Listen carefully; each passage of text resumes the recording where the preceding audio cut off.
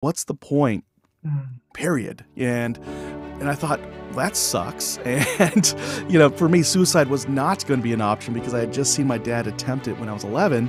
And I knew I wasn't going to put anybody through that. And I wasn't going to put myself through that. It just made me realize there is a different way. And I don't have to follow this darker, gloomier path that my cousins and my uncles seem to be following. What if I drew a line in the sand and said, I'm going to be the first in my family to go to college. I'm going to be the first in my family to have even my own grandparents, though, they were married 50 plus years before they passed away. And I was like, I want to be like them. I would say our life here on this earth is just way too short to live it stuck in a rut. And on top of that, if we're truly worshiping a God who's abundant, who restores us and reconnects us to Him, then it's up to us to live intentionally as well. Many people go through life aiming at nothing and hitting it with amazing accuracy. Your chances of pursuing and achieving your dreams without losing your faith, your family, or your health go up when you have written goals and parameters for achieving these goals. But if you're like many people, writing goals and creating a plan just seems like too much work. After years of reacting to life instead of creating it, you're going to find yourself in a rut. Well, no more, because today my guest has a plan to help you get rid of your rut. Now, in the meantime, if you're really interested in raising the standards as a father, husband, and entrepreneur, I encourage you to participate in our Band of Brothers group mentorship program. We're a group of ordinary guys working towards living extraordinary lives. And you can find us at the Awakened Man Training Academy at members.theawakenedman.net. And with that, let's get on with today's episode. The average man today is sleepwalking through life, many never reaching their true potential, let alone ever crossing the finish line to living a purposeful life. Yet, the hunger still exists, albeit buried amidst his cluttered mind, misguided beliefs, and values that no longer serve him. It's time to align yourself for greatness. It's time to become a revolutionary man. Stay strong, my brother. Welcome, everyone, to the Revolutionary Man podcast. I'm the founder of the Awakened Man movement and your host, Alan DeMonso. Before we get into anything today, I'd just like to ask a couple of questions. Would you consider your life being in a rut? And how about maybe not all of it, but are there parts of it that are in a rut? There's the saying that the difference between a rut and a grave is that a grave has the end, a grave has the ends kicked out of it, right? Sometimes our lives can feel like it is dead on arrival, but it doesn't have to be that way.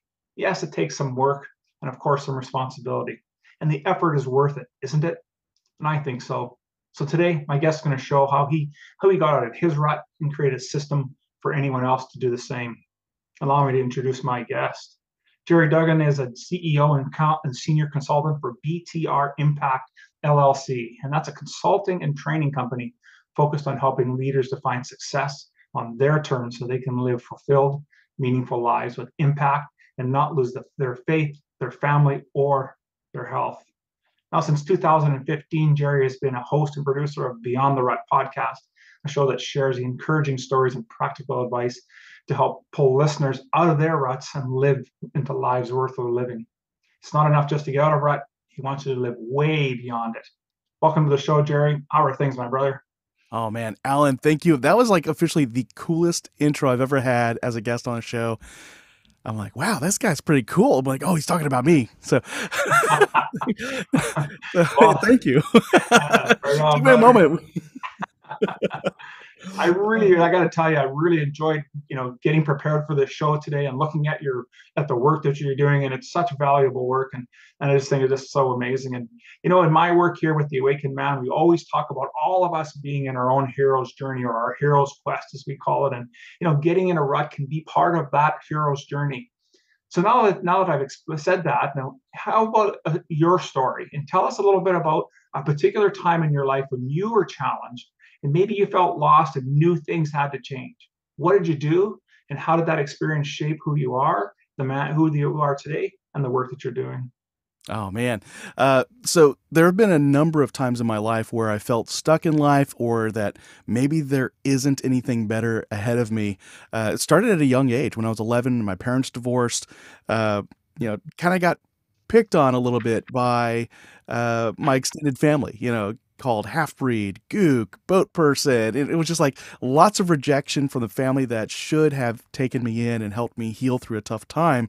And at some point, by the time I was 14, just kind of looked up and realized these folks have no hope for their own lives either. My cousins, some of my uncles who were going through divorce, and they just thought, what's the point of school? What's the point of having healthy relationships? What's the point? Mm. Period. And I thought, that sucks. And, for me, suicide was not going to be an option because I had just seen my dad attempt it when I was 11. And I knew I wasn't going to put anybody through that. And I wasn't going to put myself through that. It looked, kind of painful. And at some point, though, I just kind of looked up and realized my friends from school weren't going through the same thing I was. I got to hang out with them enough to realize, hey, that guy's family, they're still together. This guy over here doesn't want to hang out with us during Christmas because he wants to go on something called a family vacation. What the heck? And then seeing how parents that were still together were interacting and showing love and affection for each other and showing that same love and affection for their kids. And it just made me realize there is a different way, and I don't have to follow this darker, gloomier path that my cousins and my uncles seem to be following. What if I drew a line in the sand and said, I'm going to be the first in my family to go to college. I'm going to be the first in my family to have even my own grandparents, though, they were married 50 plus years before they passed away. And I was like, I want to be like them, Yeah. whatever, my uncles did to get divorced, that clearly didn't work for them. So learn from their mistakes, find out what my grandparents are doing that works, find out what my friends' parents are doing that works, and just learn how to grow into that and be the father that my kids will need to be someday. And let's just break this cycle. So I think that would be the first rut I faced, was at a young age and drawing that line in the sand and just really being intentional as much as possible ever since. Yeah, I love that. Couple of takeaways I had there, boy. The talk when you mentioned about the rejection from the family and that, and how many of us have that, and I haven't heard anybody really put it that way, but I know what you mean about that. You're almost like the black sheep, right, Mhm. of the family and being in that position. And so, thank you for sharing that, because I think it's important that we recognize that how that story really rings true for a lot of us. And the other part, just to kudos to you to being able to come through and having to deal with a father attempting suicide, and you have such great positive energy today. And so it's obvious to me you've done a ton of work on who you are as a man, as an individual, and so you're solid in your place. And I think that's another great lesson that the folks that are listening to this podcast really start to take away from the type of individual that we're speaking with here today. Then Jerry, you're just phenomenal. So the last point that I had from that very piece, your opening piece there, was talking about being in the family vacation and how easy it is for us to change that story about. I can remember lots of my friends and even myself at some point. We get you get to a point where maybe dad isn't as cool as he used to be, and hanging out with your brothers and sisters isn't as cool as it used to be. But really, the family dynamic and having that close knit bond of a family, and seeing other members of your extended family being married for numerous decades, is truly what, when we talk about connection and being and getting yourself out of a rut, like what a life that they must be living to be able to have that kind of a bond to last as long as that. Yeah, I think I was really blessed to, I think just be able to look up and look around. Yeah. I went through a lot of the same experiences these cousins of mine had, and we had similar friends in their circles. They had friends who also had healthy family dynamics, but I think they were just so caught up in the misery they were in that they didn't realize, like what's outside of, what was that movie Pleasantville? Like what's outside of Pleasantville, and I've been blessed to be able to look up and look around and say, like we had to stay in foster care for about a month or two. And this was also an eye opener. This is like right after my dad, uh, started getting treatment, because I mean, eventually he got to a point where he couldn't hide it anymore. His coworkers, this is in the Army, Yeah. reported him, got him the help he needed. And then we stayed in foster care for about a month or two. Um, And just seeing this family come together, they'd pray before every meal. The siblings, they would have disagreements, but they never fought. Like my brother and I, we fought. Like we would like push each other, punch, kick, bite, pull hair, pinch. I mean, you name it. We were trying to cause physical harm. And here are these three boys about the same age as us, and we were alien to them. But I mean, they they fostered enough kids to kind of understand, but they themselves never got to that point, and that was alien to us. Like, Mm. wait, you don't fight? And they're like, oh yeah, we fight all the time. I'm like, no, seriously, you turned to your brother and said, hey, I was a little hurt by what you did, and then the brother apologized, and my brother and I are looking at them like, yeah, we don't do that. Like, we just fight it out. Whoever wins, that's who won the argument. And so just seeing that, that little taste there, that's different. And so I think I was just very blessed to be able to have, I guess, yeah, just somebody to help me notice that is happening around us, that there's hope. There's a brighter side to what's going on. There's always a silver lining somewhere, and an opportunity in every hardship. Absolutely. And just that story as well there, just to see the two different ways that they're fighting, but in a different way, right? And from the physical aspect of it, and that's how my brother and I were. I'm the oldest in my family. There's one that's my second oldest is 11 months younger than I am. Yeah, 11 months younger than I am, and I can tell you, like, we wore out my poor father in those first 6, 7 years. Like, we just wore that man out. But we grew up with lots of competition, and I can totally relate to the fighting and that. It was almost to the death, and I say to this day that if I ever had to go into battle, he would be the one I would want beside me, because while we fought hard like that, I also knew it at a deep down level that that we truly loved each other. Although our family anyways had a really hard time expressing that, physically, like just through hugs, and even verbally, even to say the word. I don't think I remember. My father's no longer with us. I don't even think I ever remember him telling us that he loved us. But you just knew from the work that he did and Yeah. everything. I'm sure it's similar for you in your scenario. Yeah. Yeah. My dad was, very unlike my uncles, the ones that picked on me. He just had a rough season in his life. He got the healing that he needed. And, but he was the kind of, he still is the kind of guy who would give you like the last $20 in his pocket. If you're hungry, he'd go get you a meal. If you were without a home and your family, he's taking you in. And, just so I did learn a lot from my dad in like how to treat others and how to be fair. And then also I got to learn from his mistakes too, because as the years went by, you start to find out, as you're visiting mom, like, hey, what happened? And she starts to tell her side, and you get to see where, she fell for some lies, and you also get to see where she also felt insecure. And, what did my dad not do to help her, feed into those insecurities and eventually leave us? And then, getting to learn from my dad's perspective, you're like, oh, okay, yeah, I see where he just had no clue how to show affection. And it led my mom to believe that, she wasn't loved. She was just the housekeeper. And so you learn like lessons like that over time. And so again, this started when I was 11. I'm like 46 now, had 35 years to kind of heal and learn and grow. And my wife would tell you I'm still learning. And she's like, why'd you do that? And I'm like, I don't know. I learned that from somewhere. And then we realized, oh yeah, my parents taught me that. Right on. So in doing getting prepared for today, I noticed that you have something you call the 5 Fs. Yes. How are these 5 Fs connected, and how can we make use of them in our life? Yeah. So ever since we started Beyond the Rut, I'll keep saying we because there were 3 of us originally, even though it's just me on the show and on the platform now.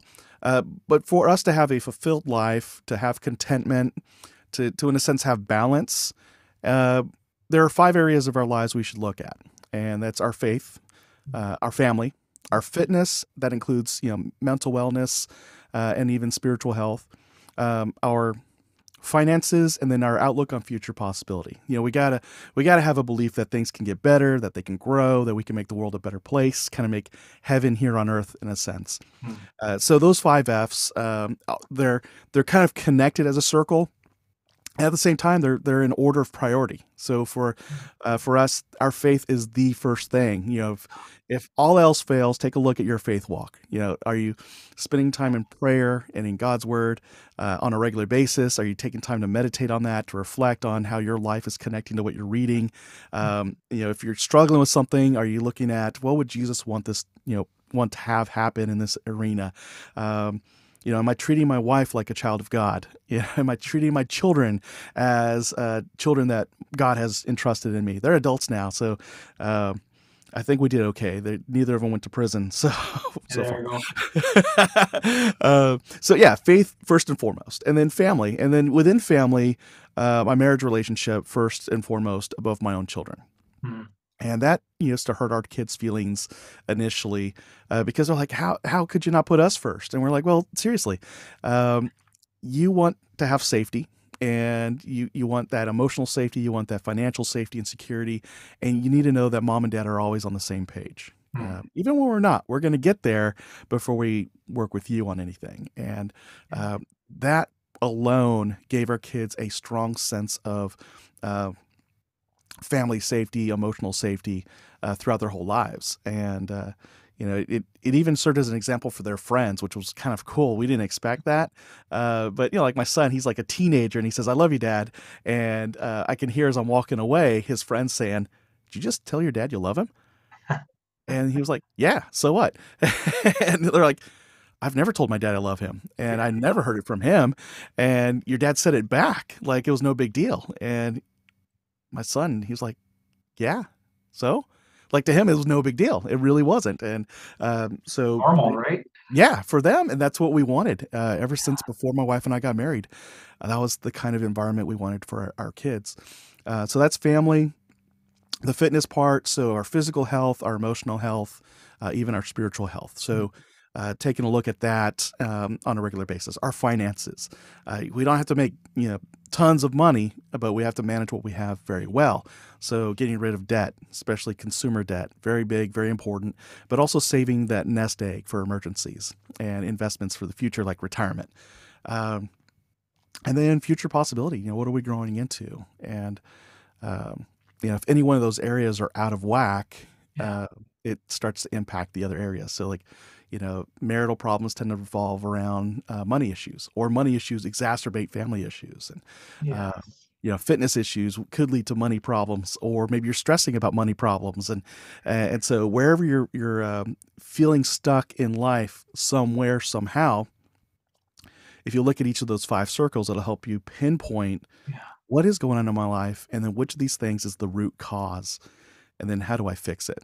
And what's the one thing I could do that could put everything else back into alignment?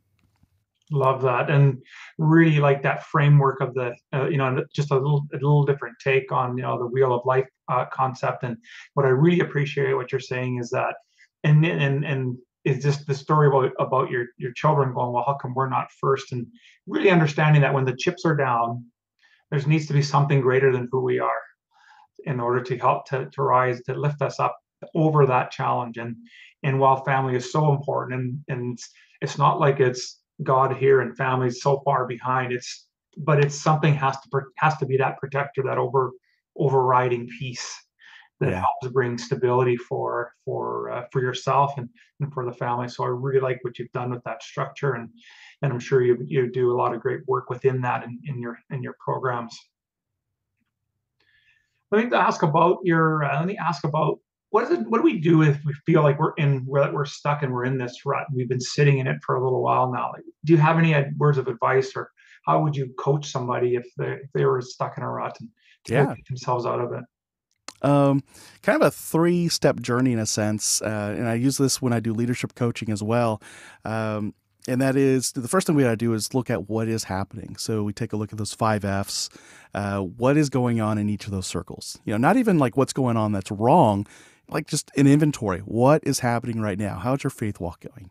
How are things going on with the family? How are things going on with your fitness levels, your finances, and what are you working on to grow?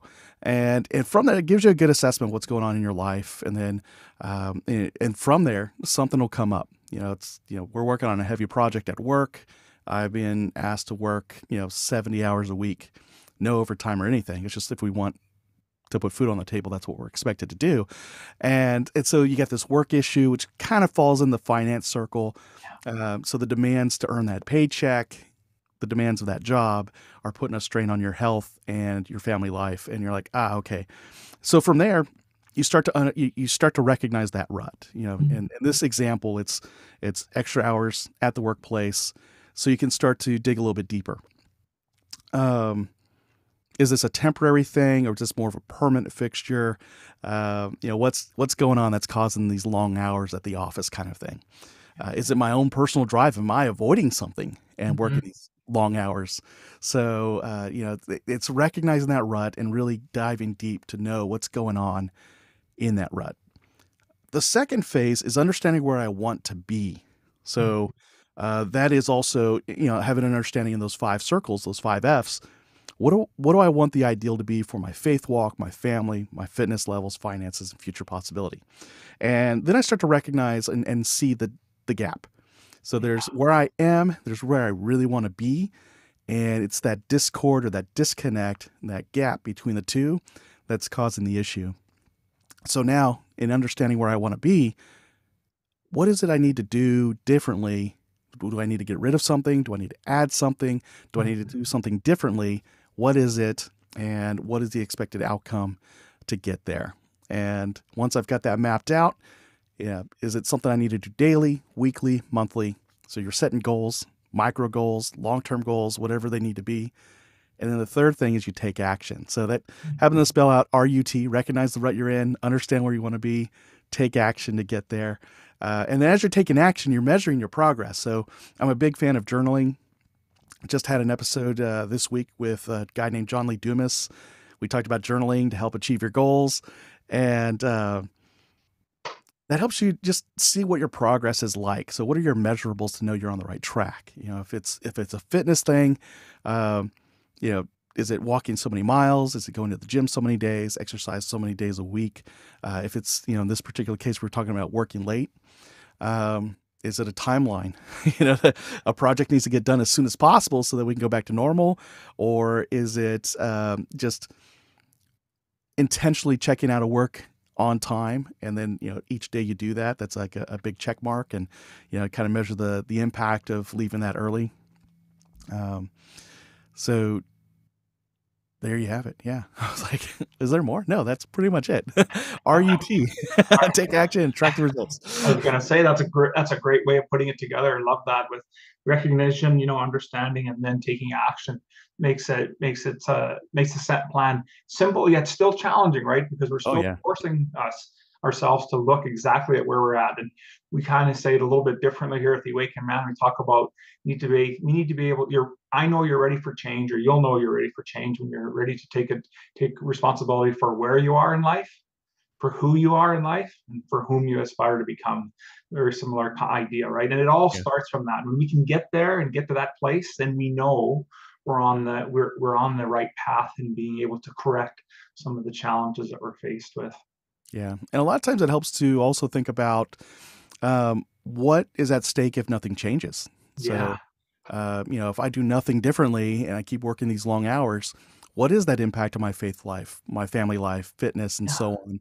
And when you start to predict the future in that way, you're like, oh no, this has to change. And then now you can start making predictions.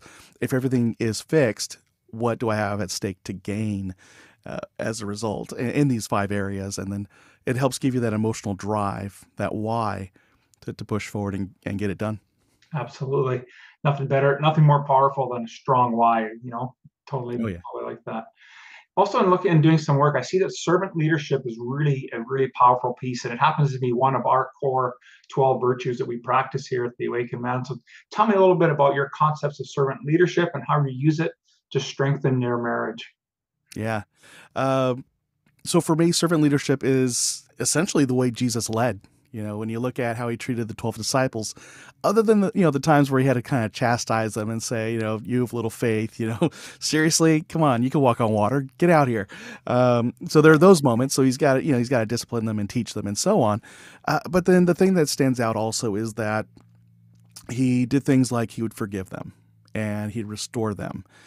He would wash their feet And so he made sure that he was never above them, even though for all intents and purposes, he was like far superior to them because he's the son of God. He's part of that, Godship and the triune. And it's like, but here he is in human form, and he's getting on his knees and he's cleaning the dust off of people's feet. And my dad was that guy, still is that kind of guy that, he's never above you. He's never go get this for me. He's like, let me go do this for you kind of guy. When I joined the Army, big on servant leadership. A lot of people, you watch the movies and you think it's all about us yelling at each other, calling each other maggot and whatever the movies say. The reality though is that, there's the tough love moments, but the day-to-day stuff is, truly like making sure my soldiers go eat first. So I was a sergeant. Every mealtime, especially like during lunch, during the regular, like non-deployment days, making sure my soldiers go off to have lunch first before I go take care of myself and go get my lunch. When we're on deployment, it was all 3 meals, hey, it's getting close to breakfast time. Have I made arrangements for my soldiers to go get food, and still perform our duties? So like if it's steak and lobster night, I'm not going to run off and get my own plate of lobster. I'm going to send my guys out to go get their steak and lobster while I hold down the fort for them. And so it's that kind of thing. It's making sure they get their mail. It's making sure they're getting paid the way they should. When they've done something worthy of promotion, you're putting them in for awards. You're putting them in for promotion. You're recognizing them when they do things well. You're course correcting them when they don't. And so that really stuck with me. So as I left the Army, I applied that to work. Your specific question though is how do you apply that to family life? Yeah. Same thing. And, I just had a conversation this morning about headship. Where do we tend to get headship wrong in marriage versus what does it look like in the context of servant leadership? And, so we're talking about like me as the head in my family, there's that expectation that, I have to have the final say. I'm like, well, yeah, but if I'm a servant leader, I am going above and beyond to truly understand what it is my wife needs in that situation. So it's not just about like, I have one point of view, she has another, and since I'm the husband, she's got to submit to my point of view. Like I talked about it in terms of as a servant leader, I have a point of view, hers is different. I'm now obligated as the servant leader to find out what is the difference. And is it something we can meet in the middle on? Is it something I can help her understand why we got to do it a certain way? Am I wrong? Because I could be. And having the patience and taking the time to understand what her perspective is a part of that servant leadership. What does my team say? What does my team notice? What do they experience? Because if you're truly leading a team, you are getting information from everybody and different perspectives. Then you make the best decision possible, not just the most convenient for yourself. Whew. So yeah, servant leadership. You did a great job describing that. And that's so true, really, because the core piece with servant leadership is really about, and I interviewed a gentleman, he actually called it more observant leadership. Oh, yeah. And that's exactly what you're describing, is that, a true servant leader will take that time to observe and understand everything that's going on around them, and then make the best possible decision they can with the information that they have. It isn't about getting it and making a decision what's best for me, but what's best for we. And as we group, then we can raise the level of our relationships. And so I really like how you described that. It's just right on. There was a time, probably about a decade ago. Let's see, it's 2023 now. Oh, a little over a decade. So we were living in Corpus Christi, Texas. I had a job offer to move to Houston, which is like 3.5 hours away. The pay increase was a good 60% higher than what I was earning currently, which, I wasn't earning much at the time, so the numbers were still not that big, but they were big. When you didn't make that much before, it was huge. And so the downside is you'd have to move to Houston, which has probably the worst traffic in the United States of America. And my wife and I both prayed about this. We got the job offer. I told her that this sounds great. The numbers sound great. I'm not too keen about the traffic in Houston. We'd have to find a new place to live. The cost of living is higher, all that stuff. And so we prayed about it. And the thing that my wife had on our heart, now what I had on my heart was, listen to your wife. Not do what she says, but listen to her. She's going to share with you what she needs. Listen to her, and you're going to serve your family's needs that way. And so I'm asking my wife, what do you think? Because I think she's just going to tell me the answer. Oh, well, we should stay or we should go. Her reply was, whatever you feel is best. I'm like, God, I don't think she got the message. I don't understand. What is this? Well, what I didn't know was that because she was also praying, what she had in her heart was trust your husband's judgment. Mhm. And so her response was, whatever you decide is best, I will go with it. And I'm sitting here like still praying to God, like, God, you put it on my heart. Listen to your wife. All she's saying is whatever I say. Like that's no answer. But truly listening to her, like as we're driving to go out for anything, we leave our neighborhood, we would pass a construction site of the new high school that was going to open. And every time we drove by that high school after this job offer, I had like a week to think about it. And every time we drove by to like go to my mother-in-law's house, to go to a restaurant, to go pick our kids up from their middle school and elementary school, every time we drove by that high school construction site, my wife would say something like, it'd be so exciting to see our daughter doing high school dance there. Drive back this way, back to home. Man, what do you think it's going to be like when Jacob graduates, our son graduates from that high school? And so she was imagining the future of our kids graduating. At first I thought she was just talking about high school in general. And then I realized the specificity, that specific high school, that our son would be the first graduating class that had gone through that high school in all 4 years. Our daughter would be right behind him 2 years later. And, listening to her say that, like truly listening to her, it was clear. She's dreaming about life here in Corpus Christi. Yeah. And she's dreaming about, and the only thing she's ever wanted to be is a stay-at-home mom. And if I move us to Houston, I am going to deprive her of this dream to raise her kids in this neighborhood, to have the kids go to the specific high school. Like she has it set in her mind and in her heart. And so in the end, I said, I'm going to pass on the job. And she was like, well, how come? I said, well, we're thinking about it, in Houston. Yeah. It's going to be a higher cost of living. Traffic's going to suck. We're going to, it's going to be like a 1 to 1.5 hour commute. That alone is going to suck. And I don't want it. But here's the thing I keep hearing when we drive by that high school. And I told her, and she goes, yeah, I really don't want to go. And I was like, well, why did you keep saying whatever you want to do? And then that's when she told me what she had on her heart. And I'm like, oh, okay. But that was probably a very defining moment in our marriage. I mean, we'd probably been married at that point 10, 12 years, somewhere in there. And, just it really galvanized the trust we had in each other, in our faith walk. And I still love telling that story because it's like, what's the answer? And it's like, oh, that's listening. It's like, you don't always get the direct information. You sometimes got to listen to like what's being said and the context it's being said in, I think. Absolutely. And, my takeaway from listening to that story is, the patience, that the two of you had, and especially yourself, because how many times would either spouse in lots of different situations where whatever you want, dear, or whatever you want, hon. Yeah. And but truly in our hearts, we want a different outcome, but we don't want to be that, to make that choice just yet. And so it allowed time for that to percolate and really settle in, to be sure, probably even for your wife as well, as that time frame passed, right? And had the decision been made sooner than that, it may have the outcome for yourselves could have been far more different.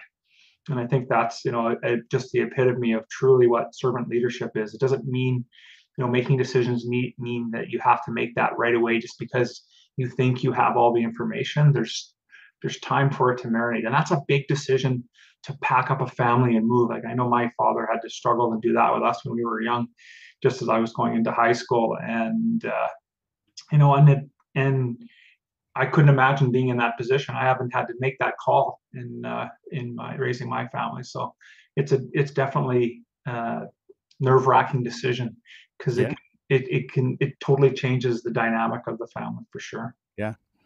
And there's so many folks out there that'll jump on an opportunity like that. Like it's a 60% pay raise. It's in the big city. It's gonna be great.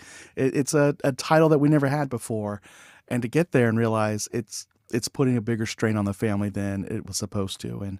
And we actually came across that 3 years ago. I moved up to Dallas to kind of pave the way for empty nesting. You know, I was offered a job that was a movement up on the corporate ladder, big pay jump. But it went against everything I just told you about, you know, like family being together and raising ourselves together as a family. And we had to weigh that one, my wife and I both. And it was a really good opportunity. And we worked it out. We had a plan. Like, I'm not just going to go and be this guy that works and has this cool title and makes this paycheck if it's going to cost me my family. And so things that we had agreed on was a commuting schedule, because you know, Dallas from Corpus is about 7 hours apart if you drive. And so we worked out a commuting schedule and how that's going to alternate and where we'll meet up in the middle, because our son was leaving for college. So we were already dwindling down, and I had just promised my daughter she can graduate from her high school. I was like, well played, little girl. She knew I was getting that job. She actually said she knew I was going to get that job. So there was that commute, and our daughter, she did graduate from college or high school, and she was going off to college. But she didn't get into housing, and it was just sort of this like turning point where my wife thought she's got to be there for our daughter. And so we had to like really talk it through. We're like, look, I didn't come up here to be apart from you. I came up here to kind of pave the way for us to be empty nesters.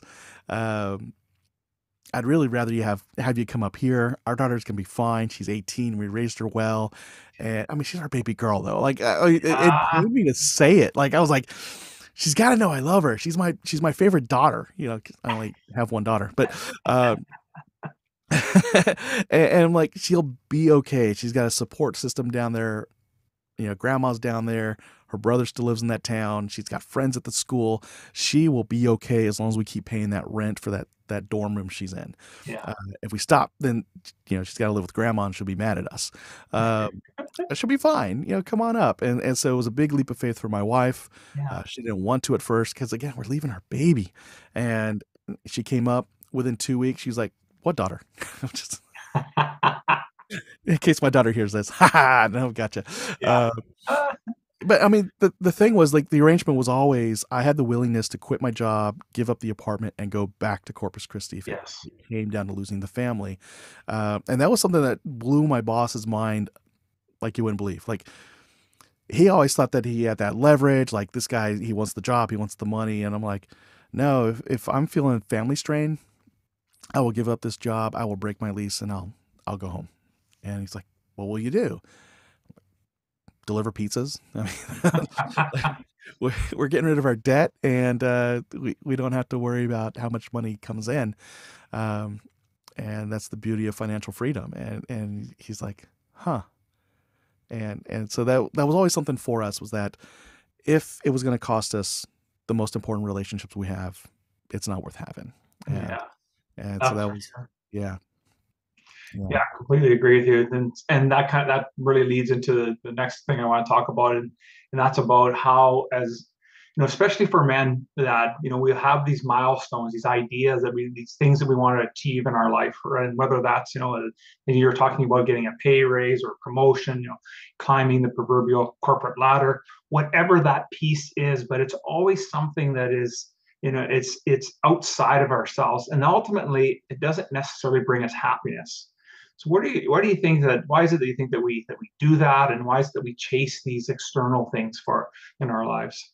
Yeah, I think a big part of that is just the culture we're in. If we're in the United States of America or North America, there is this big drive for individual achievement. You know, that your success, your worth as a man is based on how much money you make, what kind of car you drive, what kind of house you have, what kind of title you have in your job. So like work status symbols, these are the things that define a man on a superficial level in our culture. And the thing that can ground us is our faith in God and knowing whose we are, as opposed to, what we have. Yeah. And I think when we start putting the focus on the goal of, in my case now, to be a business owner, if that becomes more important to me than Jesus Christ, then I'm going to find that dissatisfaction. Yeah. If my career became more important than Jesus Christ, going to have some dissatisfaction. Amount of income, any of these things, if I put those ahead of, I become an idolater. Is that the word? Becomes an idol. There we go. Go with simple words, Jerry. You got this. And so I think that's the big thing there is if we put our focus on any one of these things more than our connection with God, then we're going to find that disconnect. We're going to find that dissatisfaction. And it doesn't matter what you pursue. It's never going to be enough because it's never going to fill that. I've heard people say like we were built or created with this gap inside our hearts. And the only thing that could fill that gap is God. And we need Jesus to bridge that gap for us. And once I understood that, I was like, oh yeah. And, a lot of my coworkers, a lot of my friends if they know me, yeah, they know I'm driven, but at the same time, they're often, I guess, blown away when I'm just kind of like, huh, no big deal. Oh, that fell apart. Well, let's fix it. It'll be fine. When the pandemic broke out, people were panicking, and I'm like, okay, so we got to keep our distance, wash our hands. Masks are encouraged. What kind of masks? Okay, do we have masks? Okay, let's go get masks. And my coworkers are like, how are you not freaking out? I'm like, well, one, nobody's shooting at me. And they're like, oh yeah, combat veteran. And I'm like, yeah. And besides, I know, we're being provided the things we need as far as information and resources. The things we need are available. We're actually blessed. I'm more concerned about, the areas of the world that don't have these resources. And, I'm also, just kind of worried that, is my family going to be okay? So I'm talking with them, and because of that connection, I know they're taken care of. We're going to be fine. And so it was just, again, that surrender to God. Like, hey, God, you've got this. Keep my eyes open. What do I need to do on my end to help whoever needs to be helped? And not realizing that was having an encouraging impact on the people who worked with me. Nice. It's amazing, right? When you think about, and just in lots of aspects, where we're speaking about, and through a work perspective, that you don't really know the impact that you're making on people until they let you in, and you're just being you. Yeah. It's just part of you. It's not a game you're playing. It's not a facade. It's just, when it's truly authentic, it's just easy for it to happen, and then folks experience it. That's what makes it so mind blowing, because of the authenticity, right? Yes. And I was just, I just now started thinking about it because you mentioned it, like treating people the way that Christ would want to treat people and would actually treat people without any ulterior motive, to me is like the greatest way to live, because there is no manipulation. There is no, I'm going to do this, therefore this person will feel compelled to do this for me. There's no Game of Thrones stress about it. It's like, Jesus healed 10 people and only one said thank you. He still would heal the same 10 people. He'd heal another 10 people. It was never about people saying thank you to him or praising him. In fact, if anything, he'd be like, hey, don't tell anybody I just did that for you. Okay, you got it. And then they take off and tell everybody. It's like, oh, I just told that guy not to do that. So it's just like that, again, that servant leadership thing. It's doing what needs to be done for the people who need it. And it's not about the recognition you get in return or how much money you make off of them.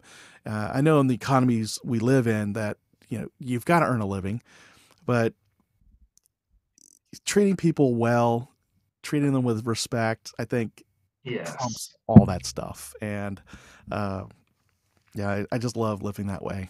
Love it. Absolutely.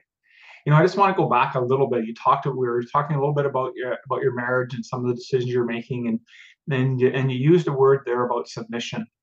And I want to just literally pick up on that a little bit and talk and dive into the idea on what you're meaning by submission in marriage, because I think if depending on how we've interpreted that word, it could really put our spouse in a rut Yeah. if they're not told, if we as men are not coming from the right place with the proper understanding of it, and then for them to experience it in the way that is intended. So share your thoughts on what you mean by submission. Well, it's not the "go make me a sandwich, woman" kind of submission. I even the conversation I had this morning, like seeing two men talk about submission and skirting around the conversation. Like we were like, this came up. Who gets to talk about it? And I'm like, well, you're the pastor. It's on you. And he's like, what? You're the host. And I'm like, whatever. So that happened this morning, and I left my studio and told my wife about the conversation, and she's like, "I suppose you want me to make you a sandwich now?" I'm like, "That was a joke. You weren't even in the room." So that joking aside, it's more of like a role within a biblical marriage in a sense. I think this is the best way he and I described it. It's not about me being better than my wife, because in actuality, my wife and I are equal. Mm-hmm. In value, to the eyes of God, we are both equal. She is as much a child of God as I am. And, for me to do anything abusive towards her, I'm also abusing a child of God. And that's something I'll have to answer to. So there's that. There's the equality, but then, the headship piece is more of a responsibility and duty on my part to encourage my family to go to church, to encourage my family to know God, to meet the needs of my family, to listen to my family and help make a decision that's best for, as you said, we, not me. And so the submission side of it, in my view, and what I've picked up over the years through different marriage ministries and conferences, is that if I'm doing my part to be the head of my family, leading Christ-like as a servant leader, my wife's submission is more of a response than an obligation. And so once I learned that, I was like, oh, so this headship thing's like a presidency, but I'm up for re-election every single night and every single day. And somebody was like, yeah, that's kind of it. I'm like, cool, got it. So it kind of puts that onus back on me. I've got to lead in a way that it makes it easier for my wife to respond with submission as opposed to feel obligated towards it. And I think that's one way that helped us understand that. The other thing was that the thing? Submission? More of a response. Yeah, so it's not my role to go and demand it from my wife, that kind of thing. But I remember, though, like, when my wife first learned about submission, she learned about it before I did, because I was not a Christian when we first got married. I was stubborn and bullheaded. I think we were married 2 years before I finally received Jesus as my Savior. Mm-hmm. And that was a year after she prayed for my salvation, like, because I was off in combat. Apparently, I made a deal with God. I didn't realize it at the time, but now that I've been a Christian for a few years, it's like, oh, wow, how about that? He totally took that as a deal. Well played, sir. Well played. So my deal with God was, Mr. Agnostic, atheist, was, the day that we're about to invade Iraq, I've kind of already written my letter home. I think I mailed it. Pretty sure I mailed it. I gave it to somebody to mail it off. But it was kind of like my farewell letter. Like, if I die, but I never used any words like that because I didn't want to freak my family out. But I wanted them to know I love you and I was thinking about you before I died. But I never said the words before I die. And then so I sent that off. I knew that base was covered. I was prepped, ready for war. And I thought, have I covered all my bases? And just in case, I said, God, if you're real, you're going to replace me with somebody who's going to love my wife better than I did. And you're going to raise, that guy's going to raise my children as if they were his own. That's it. Amen or something. That was my prayer. Meanwhile, my wife is in Texas and she's praying, dear God, please bring him back in one piece. And if you do, I promise you, I will bring him into church and it's up to you after that. But please bring him home in one piece. And so there's my wife making a true deal with God. I'm expecting to get killed because I was a medic and we have the highest percentage of posthumously awarded medals than any other job in the Army. Wow.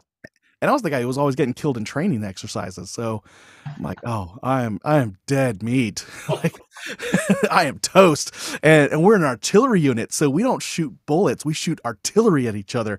I'm dead. I'm not making it. Excuse me. So I was not making it. I thought I was not making it home. Well, we do the invasion. June comes around, July comes around, they pull us out of Iraq, and they're like, hey, we're sending you guys home. And, by early August, late July, I'm in Georgia again. And I'm in my wife's arms, and I'm like, I didn't die. Neat. Then my wife tells me on the drive home, she made the deal with God. And I'm like, well, I guess if you made the promise, you made the promise. And a year after that's when I received Jesus as my Savior. I was already out of the Army. And I'd say, what's the math on this? So that was like 2005. I received Jesus, and I was leading that men's group around 2010, give or take a year. That's when I realized that whole thing in Romans about, you're made a new creation in Christ. And I was like, you son of a gun. Son of a gun. But the thought was there, like the emotion was there. I'm like, loophole, you made me my own replacement. Well played. So that, when I say well played, that's what I mean. I forgot what got me on that tangent, but it was fun to tell the story. Oh, no, it was awesome. Just love that. You know what, Jerry, we've had spent so much great time here today, but if there is something maybe we haven't spoken about today, I think you wanted to leave a message for our listeners, of one takeaway, what would that takeaway be for them today? Oh man, I would say our life here on this earth is just way too short to live it stuck in a rut. And on top of that, I mean, if we're truly worshiping a God who's abundant, who restores us and reconnects us to him, then it's up to us to live intentionally as well. And so it's really important to think about life. If you're to live it for God, what would that look like? Where would the surrender be? Where would the intentionality be? And think about it in the areas of your faith, your family, your fitness, finances, and future possibility. Love it. Love it. Well, I just want to say thank you so much for spending time with me today. You did totally give us a path, really a way for us to get out of our ruts in our lives if we're truly choosing to do that. And what a much better life we can live when we have our priorities set up straight. Now, if men wanted to get a hold of you and reach out to you and join one of your programs, what would be the best way for them to do that? Best thing would be to go to my website, beyondtherut.com, and there's my podcast. I have blog posts there. If you want to map out your life with goals, beyondtherut.com/goals, and that'll get you on my mailing list, as well as give you a workbook to work that process through. And it's coming up this week, maybe next week. My company's website, btrimpact.com. So if you want me to speak at your company or with your work team, do a workshop for you, or help you develop a servant leadership program or culture in your company, then that's available as well. Lovely. Well, I'll make sure all that information is in the show notes, as well as any of your social contacts, so people can get a chance to reach out to you. Just want to say once again, thank you so much for being on the show today. Man, my pleasure, Alan. Thank you so much.